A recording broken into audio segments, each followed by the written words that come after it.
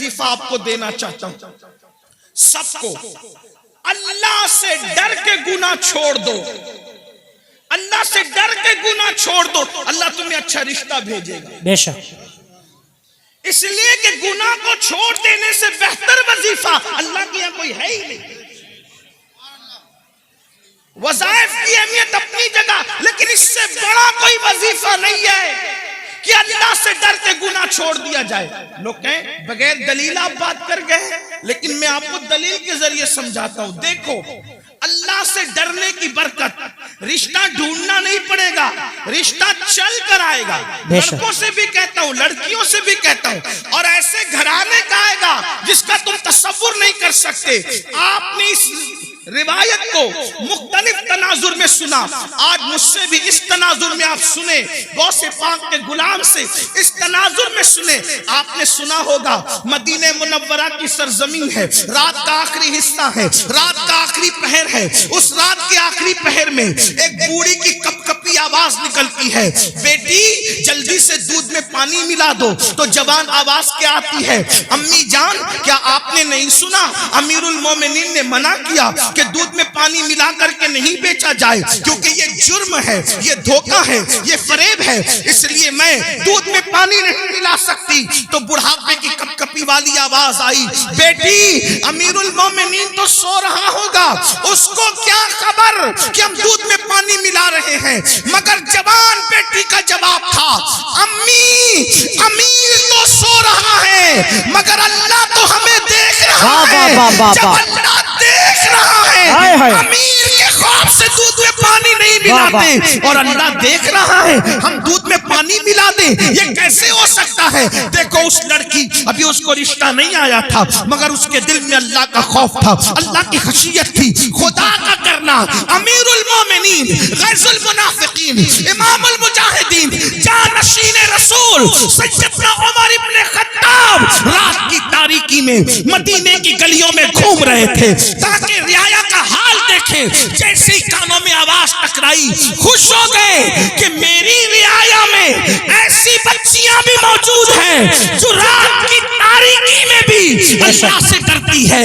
घर पे निशान लगाया, दिन को मालूमात ली कि बच्ची शादीशुदा है कि कुंवारी है। पता चला कुंवारी है। अपने बेटों को जमा किया, जमा करने के बाद कहा, मैं बूढ़ा हो गया हूँ, अब शादी नहीं कर सकता, बताओ तुम में कौन उस लड़के से शादी करेगा।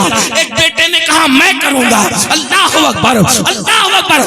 कल तक जिसके घर कोई रिश्ता नहीं आ रहा था, ये खौफे खुदा से, गुनाह से बचने की बरकत है कि अल्लाह अकबर सैकड़ों मुरब्बा मील पर हुकूमत करने वाले फारूक आज़म के घर का रिश्ता बगैर किसी सोर्स के उनके घर पहुंच गया। और अल्लाह अकबर, सिर्फ खौफे खुदा की बरकत से वो लड़की 3 बर्रे आज़मों के हाकिम उमर इब्न खत्ताब की बहू बन गई। बेशक, सुभान अल्लाह, वजह अल्लाह, सुभान अल्लाह, अल्लाह का खौफ, अल्लाह की खशियत। और सिर्फ फारूक आज़म की बहू नहीं बनी, बल्कि अल्लाह ने उस बेटी से एक बेटी पैदा फरमाया, और उस बेटी से जो बेटा पैदा हुआ वो पहली सदी का मुजद्दिद हजरत उमर इब्न अब्दुल अजीज कहलाया। नारे तकबीर, नारे रिसालत। पहली सदी के मुजद्दिद की नानी भी बन गई, उमर इब्न खत्ताब की बहू बनी, और दूसरे उमर की नानी बनी, जिसे सानी उमर कहलाया जाता है। अल्लाह अकबर। ये है तो अर्ज क्या कर रहा था, जब हजरत ईसा ने पूछा, ऐ कौम मरे हुए औंधे पड़े हुए लोगों, बताओ अल्लाह ने तुम्हें क्यों औंधे मुंह मार के डाल दिया। तो उन्होंने क्या कहा, हम दुनिया से मोहब्बत करते। पहली वजह दुनिया से मोहब्बत। आज देख लो, टटोल लो अपने दिलों को, दुनिया की मोहब्बत हमारे दिलों में कितनी है। मर्द है तो कारोबार में डूब कर अल्लाह को भूल गए, घरों में डूब कर अल्लाह को भूल गए, गुनाहों में डूब के अल्लाह को भूल गए। दुनिया की मोहब्बत। और औरतें हैं, उन्हें ज़ेवरात से दिलचस्पी, उन्हें अच्छे कपड़ों से दिलचस्पी, उन्हें घूमने फिरने से दिलचस्पी, उन्हें ग़ीबत चुगली से दिलचस्पी, इसके उसके घर के हालात मालूम करने से दिलचस्पी।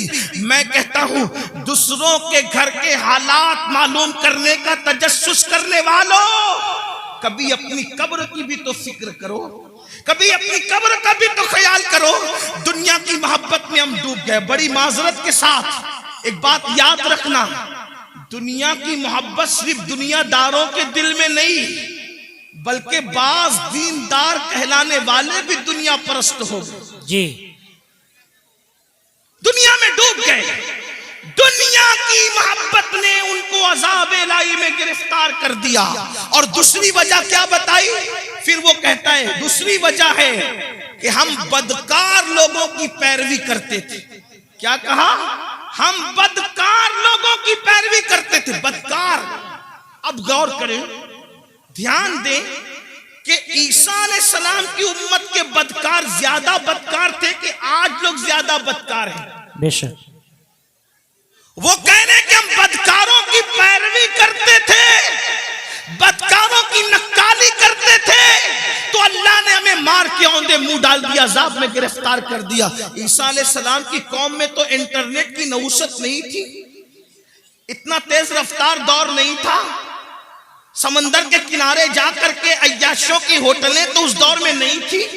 आप गौर करें कि वो लोग अगर बदकारों की पैरवी करें तो मार के औंधे मुंह डाल दिए जाएं।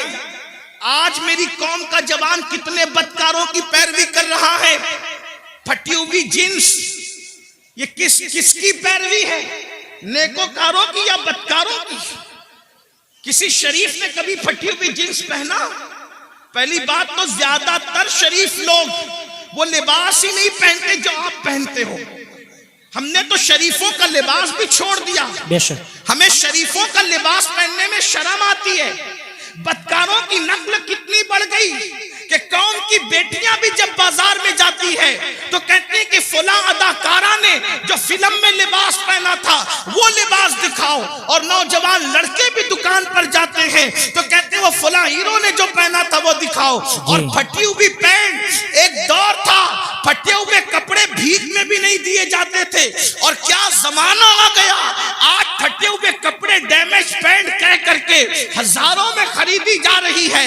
हाय अफसोस, आपकी फिक्र को क्या हो गया। कल फटा हुआ लिबास होता था तो आदमी उसको छुपाता था, पेवन होता था उसको छुपाता था। फिक्र को क्या हो गया। कौमों को यूं ही सवाल नहीं आता। इकबाल ने कहा था कुव्वते फिक्र अमल पहले फना होती है, फिर किसी कौम की शौकत। वाह वाह वाह, बहुत अच्छा। नारे तकबीर।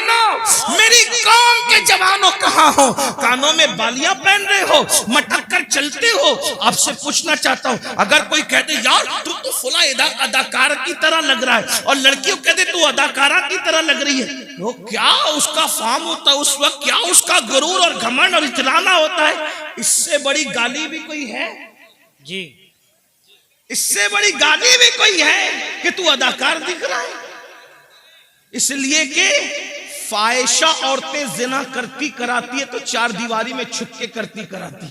जिनको तुम अदाकार करे वो तो स्क्रीन के सामने आकर के गुनाह करते और जिना करते और उस पे करोड़ों रुपए कमाते। और वो फिल्में सुपरहिट होती है जिसमें बाज़ाब्ता तौर पर नंगे सीन ज्यादा होते। फिक्र करो, पैरवी जिसकी करोगे कयामत में उसके साथ उठोगे। इश्क का दावा गौसे आजम से, इश्क का दावा गरीब नवाज से, इश्क का दावा इमाम हुसैन से। पैरवी किसकी? फटी हुई पैंट पहनकर नंगे बनने वालों, घुटनों से ऊपर बरमुंडे पहन करके सतर के साथ बेसतरी करने वालों, औरतों पे पाप की नजर डालने वालों, इबरत हासिल करो। फातबिरु या उलिल अब्सार, आंख वालों इबरत हासिल करो।